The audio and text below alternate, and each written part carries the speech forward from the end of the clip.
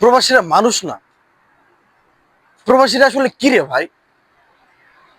কেমনে পারে 50 থেকে 60 হাজার টাকা বেতন পায়, আর সারা মাসটা ইফতারি করে শুধু শুকনা মুড়ি দিয়ে? কার জন্য টাকা ইনকাম করছে? টাকাগুলো যাচ্ছে কোথায়? কি করে টাকা দিয়ে? প্রবাসীদের দিলকে এত কষ্ট দেয় কেন প্রবাসীরা? বেশি দূরের মানুষ না। আমি যে দোকানে কাজ করি, সেই দোকানের পাশেই একজন বাঙালি থাকে, প্রতি মাসেই টাকা পায়, অথচ টাকাগুলো গুনে গুনে দেশে পাঠায় দেয়। কাদের জন্য করছে? বছরে একটা মাস আছে, রমজান মাস। ইফতারির টাইমটাই নিজের দিলটাকে কষ্ট দিয়ে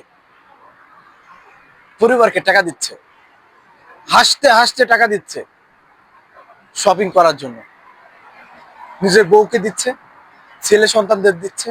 আর প্রবাসী ভাইটা নিজেই নিজেকে কষ্ট দিচ্ছে, ফ্যামিলির লোকজনকে জানতেও দিচ্ছে না সে কতটা কষ্ট করে টাকাগুলো পাঠাচ্ছে। আচ্ছা, যে প্রবাসে থাকে সেও তো একটা মানুষ। অথচ দেখেন, শুধু পরিবারের কথা এই মাথায় রেখে যা টাকা পায়, যখন পায়, সাথে সাথেই দেশে পাঠায় দেয়। কিন্তু প্রবাসী মানুষগুলো কি এই যে তার ত্যাগ, এটার মূল্য আদেও দেবে? কতটুকু দেবে? আজকে যদি প্রবাসীটা অসুস্থ হয়ে পড়ে, আল্লাহ না করুক 1 মাস যদি টাকা না পাঠাতে পারে, তাহলে পরিবারের মানুষগুলোর কাছে হয়ে যাবে খারাপ, বিশ্বাসঘাতক, মিথ্যাবাদী, সমস্ত কিছু হয়ে যাবে। অথচ আমরা প্রবাসীরা বুঝি, সব বুঝি, তারপরেও নিজের কথা না ভেবে পরিবারের কথাই ভাবে। আসলে কি জানেন তো, একটা প্রবাসী যত বছরই থাকুক না কেন এই প্রবাসে, যত টাকা ইনকাম করুক না কেন, সমস্ত কিছুই ফ্যামিলির জন্যই করে।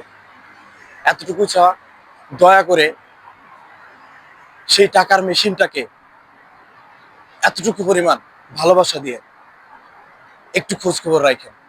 পরিশেষে এতটুকু বলতে চাই, ভালো কাটুক।